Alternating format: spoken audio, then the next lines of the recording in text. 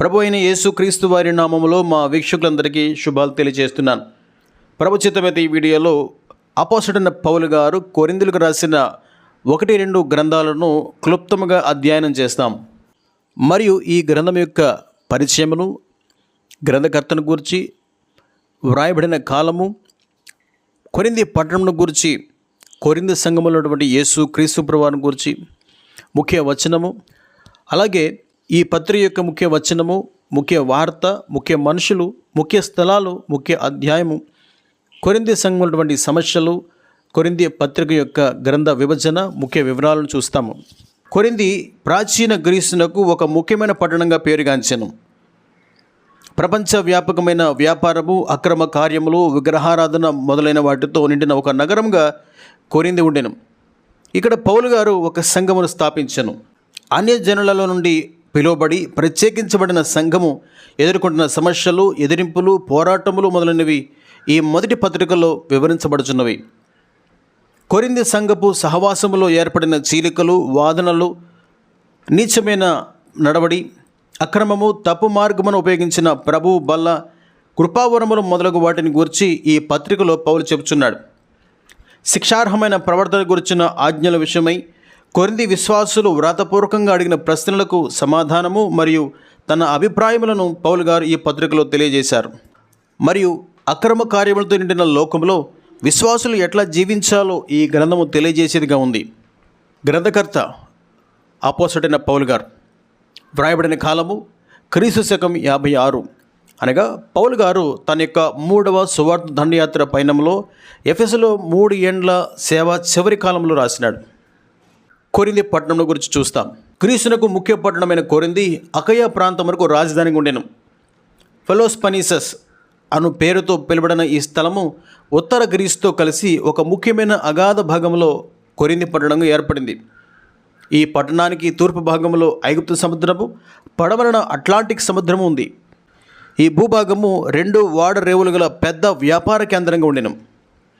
తూర్పునున్న ఐగుప్తు సముద్రం నుండి పడమరనున్న అట్లాంటిక్ సముద్రంలోనికి ప్రయాణం చేయాలంటే చుట్టూ 200 మైళ్ళ సముద్ర ప్రయాణం చేయాలి. అయితే ఈ దూర ప్రయాణమును రూపుమాపుటకు కొరింథీ పట్టణము ఏర్పడిన అగాధ భాగం గుండా చిన్న చిన్న పడవలకు చక్రాలను అమర్చి, పడవలకు త్రాళ్ళు కట్టి వాటి సాయంతో ఒక సముద్రం నుండి వేరొక సముద్రంలోనికి పడవలను దించేవారు.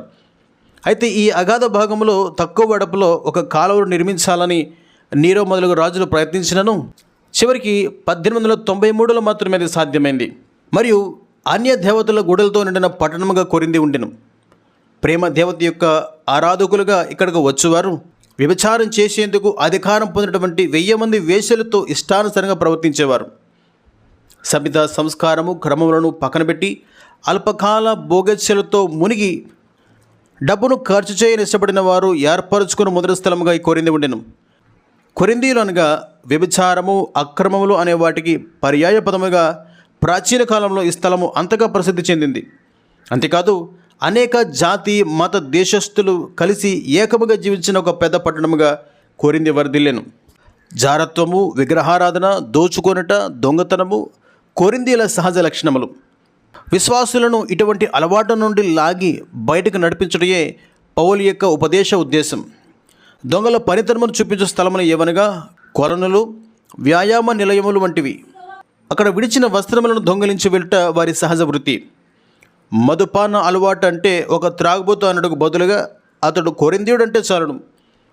వారికి ప్రాతకాల ఆహారము కూడా మధ్యములో ముంచిన రొట్టెలేగును. ఆడంగతనము గలవారు, పురుష సంయోగులు, అధికారులుగా రోమా చక్రవర్తి పరిపాలించిన కాలమది. మీలో కొందరు అట్టివారై ఉంటరి, కానీ క్రీస్తులు వారి జీవితమును క్రమపరచవచ్చును అని పౌలు గారు పాపులుగా ఉన్నటువంటి కొరింథీయులకు చేయించి వారిని ఒడ్డున చేర్చుటకు క్రీస్తు యొక్క శక్తిని వారికి బయలుపరిచి చూపించాడు.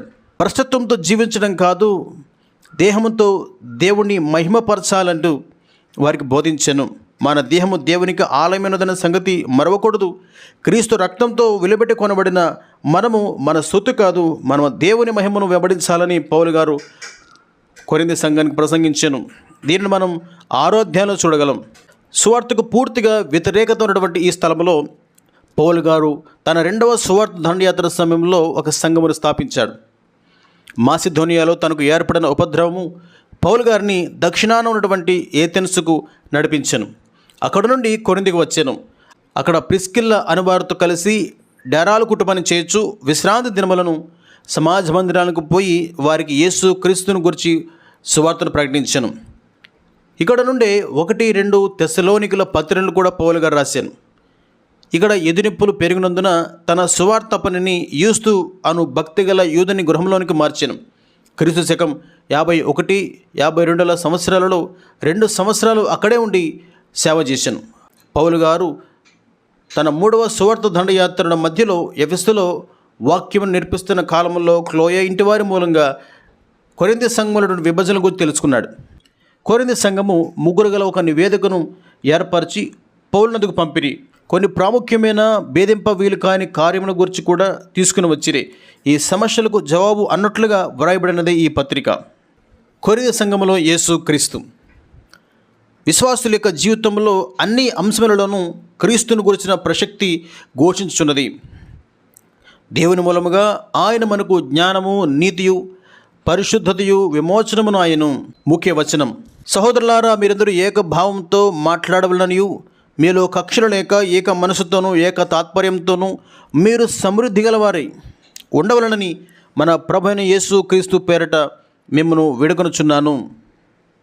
ముఖ్య వార్త: శరీరేచ్ఛ అను తప్పను దిద్దుకొనడి. ముఖ్య మనుషులు పౌలు, తిమోతి, క్లోయ ఇంటివారు. ముఖ్య స్థలములు కొరింథీలో సంఘముగా కూడుకున్న స్థలములు. ముఖ్య అధ్యాయము 1 కొరింథీ 13వ అధ్యాయం. వివాహ పరిచర్యలో చదువుట ద్వారాను ప్రసంగమునకు ఉపయోగించడం ద్వారాను ప్రేమను గురించిన బహుశ్రేష్టమైన భాగముగా ఈ అధ్యాయం ప్రసిద్ధి చెందింది. కొరింథీ సంఘములోని కొన్ని సమస్యలను క్లుప్తంగా చూస్తాం. కొరింథీతో సహా క్రైస్తవులు కూడుకున్నట్టుకై ఒక్క స్థలము కూడా అప్పటికి కట్టబడలేదు. మత కలహ హింసలు నశించిన తర్వాతనే క్రైస్తవ ఆరాధన కొరకు దేవాలయాలు కట్టబడెను. 200 సంవత్సరాల తర్వాతనే అట్లు కట్టుడ ఏర్పడెను. ఒక్కొక్క గుంపు వారు వారికి అనుకూలమైనట్లు గృహాలలోనూ కట్టడములలోనూ ఇతర స్థలాల్లోనూ సమూహాలుగా సంఘ అధ్యక్షుల అభిప్రాయం ప్రకారం కూడుకునేవారు. ఈ కూడికలు క్రీస్తు యొక్క ఐక్యతలో పరస్పరం సహకరించడానికి బదులు శత్రుత్వ మనోభావంతో తిరుగుబాటు చేసుకుని చుండిరి. కొరింథీ విశ్వాసులు ఒక్కొక్క తెగ చీలి ఆనాటి ప్రఖ్యాతి చెంది నిలిచినటువంటి క్రైస్తవ అగ్రస్థానాధిపతుల ప్రక్కన నిలిచిరి. దీనికి మూల కారణము అప్పట్లో వారికి ఇలాంటి పత్రికలు లేకపోవడమే. కొరింథీ సంఘమును స్థాపించిన పౌలు పక్షమున కొందరు నిలిచినప్పుడు యెరూషలేములో పేతురు గారి ప్రసంగం విన్నటువంటి కొందరు పేతురు గారి పక్షమున నిలిచిరి. కొరింథీని తన ప్రసంగం ద్వారా కదిలించిన అపోల్లో పక్షమున మరొక గుంపు లేచిరి. వారు ఒకే క్రీస్తును ప్రకటిస్తున్నప్పటికీ వారి వ్యక్తిగత స్థాపనము త్రోవ తప్పించులాంటి వ్యత్యాసమైన అభిప్రాయములకు సంఘ లోపలనే విభజనలు ఏర్పడటకు కారణమయ్యను. అయితే పౌలు గారు అభిప్రాయ భేదములకు దూరమై క్రీస్తులో ఏక తాత్పర్యం గల వారై ఉండవలని వారికి బుద్ధుమతులు చెప్పుచున్నాడు. రెండవది, కొరింథీల మధ్య నీచ కార్యం. ఇక్కడ ఒక ఇబ్బంది కలిగినది. ఇక్కడ ఒక విశ్వాసి తన తండ్రి యొక్క మరొక భార్యతో కుటుంబమును జరుపుకున్న తప్పులో త్రోయబడ్డాడు. ఇది యూద ఆచారం ప్రకారం తప్పు. ఈ స్త్రీ ఒకవేళ పరిత్యజించిన అన్య స్త్రీ ఉండవచ్చును. అయితే పౌలు గారు ఈమెను గురించి మాట్లాడడం లేదు, కానీ ఆమెతో కాపురం చేయ విశ్వాసం గురించి లెక్కించున్నాడు. ఇతనికి సంఘం ఎట్టి శిక్ష విధించలేదు. తప్పు చేసిన వారి గురించి చెప్పుచున్నప్పుడు కొరింథీ సంఘం వారు దుఃఖించకుండా ఉన్నారు. పాపం చేసిన వ్యక్తిని గురించి చచ్చిన వాని వలె లెక్కించి దుఃఖించాల్సినటువంటి సంఘం అతనిని చేర్చుకుని వారితో కలుపుకున్నారు. దాని మూలంగా పౌలు గారు ఆవేశంతో మాట్లాడుచున్నాడు. పౌలు గారు అతనిని సాతానుకు అప్పగించవలని చెప్పుచున్నాడు. ఎందుకు? శరీర నాశనము కొరకే, ఆత్మీయ శిక్ష కొరకు కాదు. ఇది పగ తీర్చుకున్నట్టు కాదు, కానీ అతని ఆత్మ రక్షించబడడం కొరకే అనేది అభిప్రాయం. మూడవది, ప్రభురాత్రి భోజనం. ప్రాచీన కాలంలో యూదులు ఎక్కువ ఐకమత్యం కలిగిన వారిగా ఉండిరి. దానికి సాదృశ్యంగా వారి మధ్య సమూహ విందులు జరుగుట కలదు. ఈ విందును ఇరానోస్ అని పిలుతురు. వారు తీసుకుని వచ్చు భోజన పదార్థములను అందరూ ఒకటిగా చేరి కలిసి భుజించినప్పుడు వారికి ఆనందమును, వారిలో పేదలైన వారికి ఆదరణ కలిగిన. ఈ ప్రేమ విందును ఆదిమ సంఘం కూడా పాటించెను. ఇట్టి ప్రేమ విందును అగప్పే అని పిలిచిరి.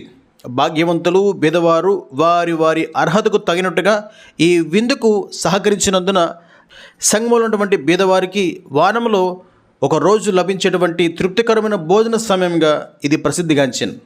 కొరింథీ సంఘములు ఇట్టి ఐక్యత తర్వాత హెచ్చుతగ్గులకు మారిపోయినది. ధనవంతులు మాత్రమే చేరి కూర్చుని ప్రేమ విందు ఆరగించిరి. అలాంటి సమయంలో బీదలు ఆకలితో నుండిరి. ఆ విధముగా వారి మధ్య ఒకరు ఆకలితో ఉండగా మరొకరు మత్తికిండు పరిస్థితులు ఏర్పడెను. కొరింథీ పత్రికను మనం విభజించినట్లయితే 1వ అధ్యాయం నుండి 4వ అధ్యాయం వరకు విభజన విషయంలో గురించి క్లోయే ఇంటివారి యొద్ద నుండి దొరికిన సందేశములకు జవాబు. 5వ అధ్యాయం నుండి 6వ అధ్యాయం వరకు నీచ ప్రవర్తన గూర్చి లభించిన సందేశానికి జవాబు. 7వ అధ్యాయం నుండి 16వ అధ్యాయం వరకు కూడా కొరింథీయులు పౌలు గారిని అడిగిన సమస్యలకు జవాబులు. 1వ అధ్యాయం నుండి 5వ అధ్యాయం వరకు కూడా విభజనను గూర్చి క్లోయే ఇంటివారి సందేశమునకు పౌలు గారికి జవాబులు. 1వ అధ్యాయం 1వ వచనం నుండి 1వ అధ్యాయం 18వ వచనం వరకు కూడా విభజనను గురించిన ప్రస్తావన. 1వ అధ్యాయం 18వ వచనం నుండి 5వ అధ్యాయం వరకు కూడా విభజన గల కారణాలు. క్రింద సంఘ విభజన పట్టుదల. 2వది నీచ ప్రవర్తన గురించిన ప్రశ్నకు జవాబులు. 5వ అధ్యాయం మొదలుకొని 7వ అధ్యాయం వరకు. 5వ అధ్యాయం 1వ వచనం నుండి 6వ అధ్యాయం 1వ వచనం వరకు కూడా నీచ ప్రవర్తన. 6వ అధ్యాయం 1వ వచనం నుండి 6వ అధ్యాయం 12వ వచనం వరకు కూడా వాదము. 6వ అధ్యాయం 12 నుండి 7 వరకు కూడా చూస్తే అక్రమము. దీన్ని పూర్తిగా సంఘములో క్రమం లేని స్థితి అని చెప్పచ్చు. 3వది ప్రశ్నలతో నిండిన ఉత్తరమునకు జవాబు. 7వ అధ్యాయం మొదలుకొని 16వ అధ్యాయం 24వ వచనం వరకు కూడా. దీంట్లో 7వ అధ్యాయం 1వ వచనం మొదలుకొని 8వ అధ్యాయం వరకు కూడా వివాహము. 8వ అధ్యాయం 1వ వచనం మొదలుకొని 11వ అధ్యాయం 2వ వచనం వరకు కూడా విగ్రహములకు అర్పించిన వాటిని గురించి. 11వ అధ్యాయము 2వ వచనం మొదలుకొని 15వ అధ్యాయం వరకు కూడా సాధారణ ఆరాధన. 15వ అధ్యాయం 1వ వచనం మొదలుకొని 16వ అధ్యాయం వరకు కూడా పునరుద్ధానము. 16వ అధ్యాయము 1వ వచనం మొదలుకొని చివరి వరకు సంఘము కొరకు సామాగ్రి కూర్చుట. దీని మొత్తాన్ని కూడా సంఘములో సమస్యలను చెప్పవచ్చు. క్రింద ఉపదేశము.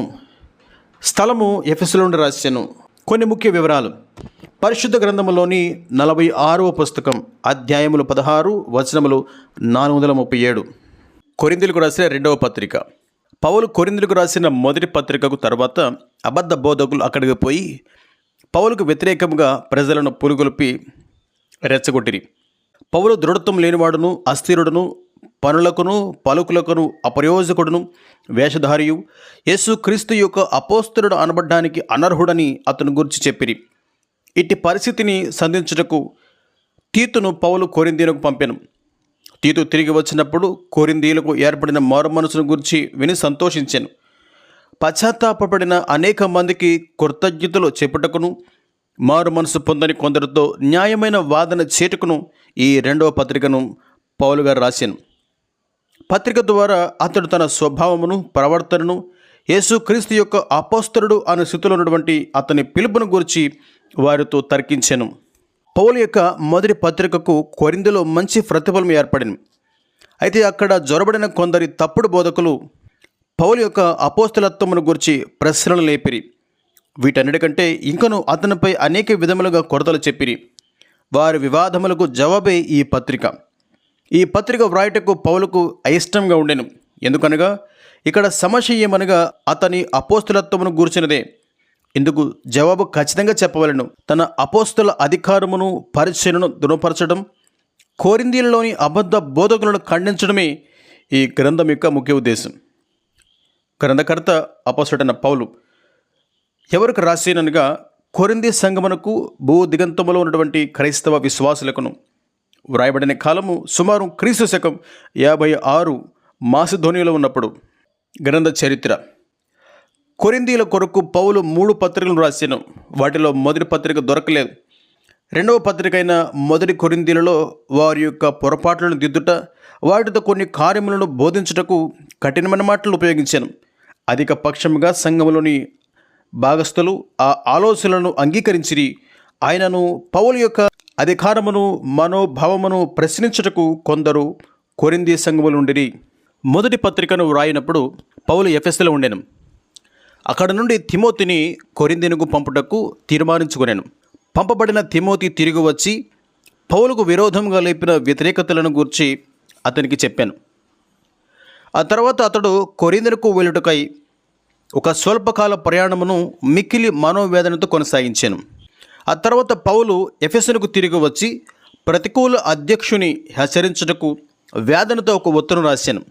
ఈ ఉత్తరమును తీతు తీసుకుని పోయాను. దాని ప్రతిఫలం ఏమని తెలుసుకున్నటకు పౌలు ఆశించి తీతును చూచుటకు త్రోయకును అక్కడ నుండి మాసిధోనియకును పోయాను.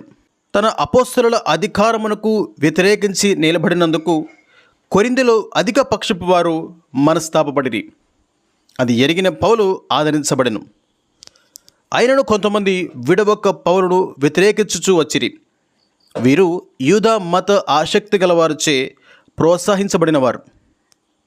వెంటనే మాసిధోనియాలో నుండి పౌలు ఈ పత్రికను వ్రాసి తీతు మరియు మరొక సహోదరుని చేత ఇచ్చి పంపాను. ఇది క్రీస్తు శకం 56వ సంవత్సరం చివరి కాలంలో జరిగిన. మాసిధోనియాలో ఉన్న ఫిలిప్పీలో నుండి ఈ ఉత్తరమును వ్రాసి ఉండవచ్చు. ఆ తర్వాత మూడవసారిగా కొరింథీనుకు పోయాను. అక్కడ నుండి పౌలు రోమిలకు పత్రికను వ్రాసాను. 2వ కొరింథీలో యేసు క్రీస్తు ప్రభువారు. ఈ పత్రికలో క్రీస్తు విశ్వాసుల యొక్క ఆదరణయు విజయ వీరుడను ప్రభువును వెలుగును న్యాయాధిపత్యునగును సమాధాన కారకుడుగాను పరిహారకుడుగాను ఈవిగాను అధికారం గలవాడుగాను బలము గలవాడుగాను యేసు ప్రభువారు చెప్పబడుచున్నాడు. ముఖ్య పదము పౌలు యొక్క సేవను గురించి ప్రతివాదము. ముఖ్య వచనము 5వ అధ్యాయం 20వ వచనం. ముఖ్య మనుషులు పౌలు, తిమోతి, తీతు అబద్ధ బోధకులు. స్థలములు కొరింథీ, యెరూషలేం. ముఖ్య 8-9 అధ్యాయాలు. 8-9 అధ్యాయములు ఒకే భాగముగా నిలిచి ఇతర గ్రంథ భాగాలలో ఎక్కడూ లేనట్టి స్థితికి క్రైస్తవ సహాయ స్వభావం బయలుపరపడుచున్నది. సోదరులను జయించిన కొరింథీయులను ప్రోత్సహించుటకు వారికి పరలోకము నుండి క్రొత్త శరీరములు లభించునని పౌలు వారికి జ్ఞాపకం చేస్తున్నాడు. వారికి ఇప్పుడు కలిగిన శోధనలకు విరోధంగా ఈ కార్యము ఒక గొప్ప విజయకరముగా ఉండింది. 3. సహాయనిధి. యెరూషలేము సంఘములో ఉన్నటువంటి పేదల కొరకు సహాయనిధిని సేకరించుటకు పౌలు ఒక తీర్మానం చేశాను. ఆసియాలోని కొన్ని సంఘములు ఆ నిధికి సహాయం చేశాను. దాన ధర్మముల గురించిన పౌలు యొక్క అభిప్రాయములను వ్యక్తం చేస్తూ ముందుగా ప్రమాణం చేసిన కొరింథీయులు ఇచ్చినట్లు అపేక్షించాను. పత్రిక పరిశోధన. ఒక అపోస్తలుని యొక్క తాత్పర్యములను తెలుపు పత్రికగా 2వ కొరింథీని మనం చూడొచ్చు. కొరింథీ ప్రజలను పౌలుకు విరోధంగా పురికొల్పిన అబద్ధ బోధకులు ఆ సంఘములో గొప్ప పలుకుబడిని కలిగిన వారుగా ఉండిరి. అటువంటి ఒక సమయంలో అపోస్తలుడు అను స్థితిలో తన స్వభావము, ప్రవర్తన, దేవుని పిలుపు మొదలగు వాటి నిజతత్వమును స్పష్టపరచడానికి పౌలు ఈ పత్రికను ఉపయోగిస్తున్నాడు. 1వ అధ్యాయం మొదలుకొని 7వ అధ్యాయం వరకు తన పరిచర్యను గురించి పౌలు యొక్క స్వకీయ వివరణ.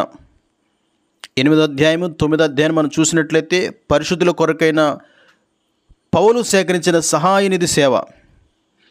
10వ అధ్యాయం మొదలుకొని 13వ అధ్యాయం వరకు తన అపోస్తలత్వమును పౌలు స్థిరపరచుట. గ్రంథమును మనం విభజించినట్లయితే ముఖ్య సందేశము, వాక్య భాగము, విభజన, ఆంతర్యము, స్థలము, కాలము. 1వ అధ్యాయం నుండి 8వ అధ్యాయం వరకు కూడా పౌలు గారి యొక్క సేవను గురించి వివరణ. అందులో 1వ అధ్యాయం 1వ వచనం నుండి 2వ అధ్యాయం 14వ వచనం వరకు కూడా పౌలు గారి యొక్క పరిచర్య తీర్మానములలో మార్పు. 2వ అధ్యాయం 14వ వచనం మొదలుకొని 6వ అధ్యాయం 11వ వచనం వరకు కూడా సేవలోని తత్వము. 6వ అధ్యాయం 11వ వచనం నుండి 8వ అధ్యాయం వరకు కూడా కొరింథీయులకు ఉపదేశములు. 1వ అధ్యాయం మొదలుకొని 8వ అధ్యాయం వరకు కూడా పౌలు యొక్క స్వభావం మనం చూడవచ్చు. ఆంతర్యము ఎఫెసు నుండి మాసిధోనియాకు సంచారంలోని మార్పులు. 2వదిగా పరిశుద్ధుల కొరకు నిధి సేకరణ. 8వ అధ్యాయం మొదలుకొని 10వ అధ్యాయం వరకు. 8వ అధ్యాయం 1వ వచనం మొదలుకొని 8వ అధ్యాయం 7వ వచనం వరకు మాసిధోనియా వారి సాక్ష్యము. 8వ అధ్యాయం 7వ వచనం మొదలుకొని 10వ అధ్యాయం వరకు కొరింథీయులకు సందేశము. దీని అంతటిని కూడా పరిశుద్ధుల కొరకైన నిధి సేకరణగా చెప్పవచ్చు. ఆంతర్యము మాసిధోనియాని సందర్శించుటకు సిద్ధపాటు.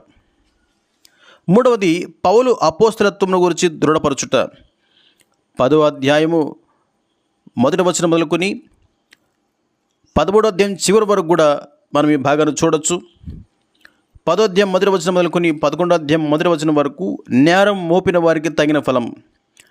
11వ అధ్యాయం మొదటి వచనం మొదలుకొని 12వ అధ్యాయం 14వ వచనం వరకు అపోస్తులత్వమును స్థిరపరచుట. 12వ అధ్యాయం 14వ వచనం మొదలుకొని 13వ అధ్యాయం 14వ వచనం వరకు కొనసాగించవచ్చు సందేశముల వివరణ. దీనంతటిని పౌలు యొక్క అర్హత సాక్ష్యంగా మనం చూస్తాం. ఆంతర్యము కొరింథీయులకు ఆసన్నమైన సందర్శనం. స్థలము మాసిదోనియాలో నుండి వ్రాసినది. కాలము సుమారు క్రీస్తు శకం 56. కొన్ని ముఖ్య వివరములు. పరిశుద్ధ గ్రంథములోని 47వ పుస్తకము, అధ్యాయములు 13, వచనములు 257.